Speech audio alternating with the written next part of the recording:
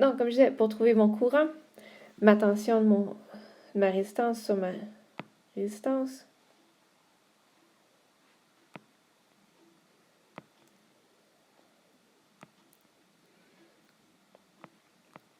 Donc, mon courant dans mes résistances va être le même courant que dans mes collecteurs de mes transistors, puisque dans ce type de polarisation-là, avec deux résistances, deux diodes, on a un courant qui est le même dans la branche de polarisation et dans les transistors quand on polarise sur le point de notre blocage.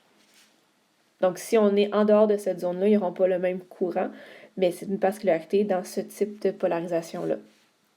Donc, si on prend la résistance 2, on sait qu'on a 6,3 volts sur elle, sur une résistance de 1,5 kΩ.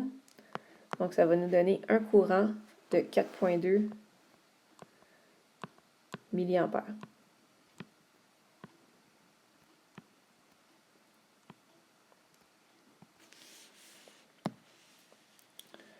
Donc, ensuite, on veut déterminer la tension maximale crête à crête théorique idéale, sans écrêtage du circuit. Évidemment, on parle d'une tension crête à crête théorique idéale. Donc, du côté alternatif, on est capable, en théorie, de se déplacer d'une alimentation à l'autre. Donc, d'un ground, de notre zéro, jusqu'à notre VCC. Donc, la tension crête à crête maximale, c'est de notre 0 à 14 volts. Donc, de 0 à VCC, qui est notre 14 volts. Donc, on peut aller chercher, en théorie, 14 volts crête à crête. Donc, on va chercher du plus 7, moins 7. Voilà, donc ça ne veut pas dire qu'on va chercher du plus 14, moins 14. On va chercher du plus 7, moins 7. Ensuite, on veut trouver la puissance maximale théorique. Donc, si on veut la puissance de sortie maximale théorique, on va chercher notre puissance, notre tension crête à crête maximum au carré, divisé par 8 parce qu'on travaille sur du crête à crête. Et donc, on a notre...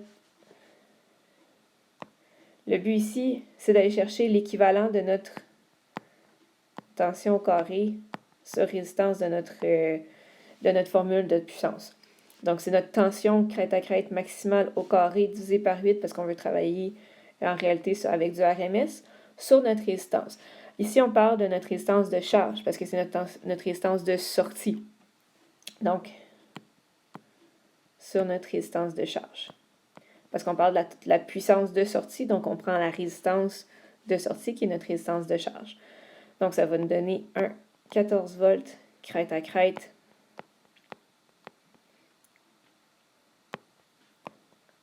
au carré sur 8 fois 33 ohms qui va nous donner une puissance de sortie de 742 milliwatts.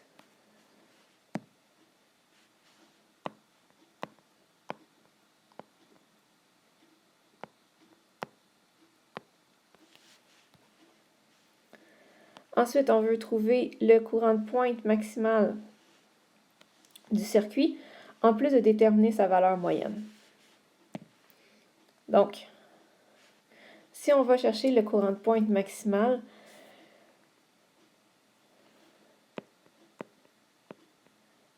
notre courant de pointe max, c'est notre courant maximal de saturation qui va dépendre à ce moment-là de notre résistance de charge. Donc, ça va être notre tension crête, qui est la tension le plus élevée qu'on peut aller obtenir sur la résistance de charge, sur la résistance de charge. Donc, c'est le courant maximal qu'on va devoir faire passer dans nos transistors. Donc, notre tension crête On avait une tension crête à crête de 14 volts, donc notre tension crête, c'est la moitié de ça. Donc, ça va être 7 volts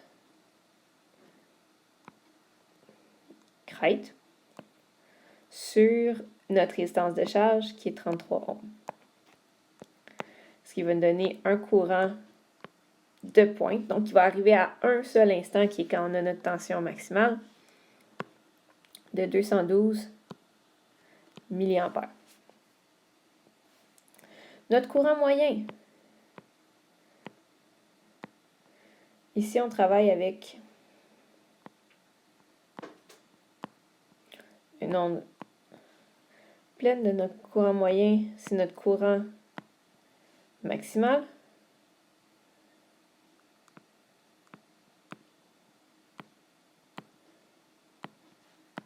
Divisé par pi.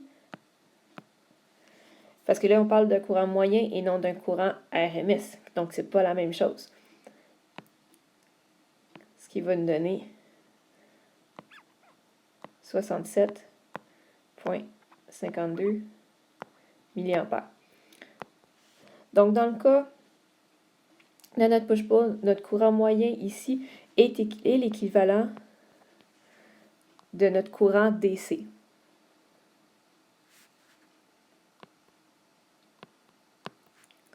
Donc, c'est l'équivalent de notre courant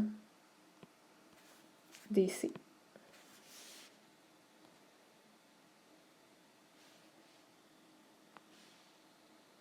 Ensuite,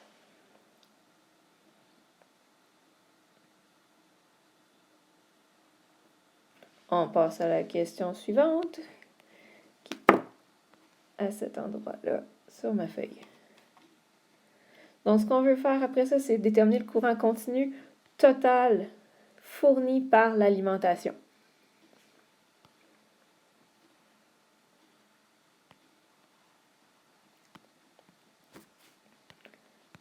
Donc, le courant total fourni par l'alimentation, c'est le courant qui est fourni en tout temps pour notre polarisation et donc dans nos transistors, plus le courant moyen qu'on va avoir dans notre charge.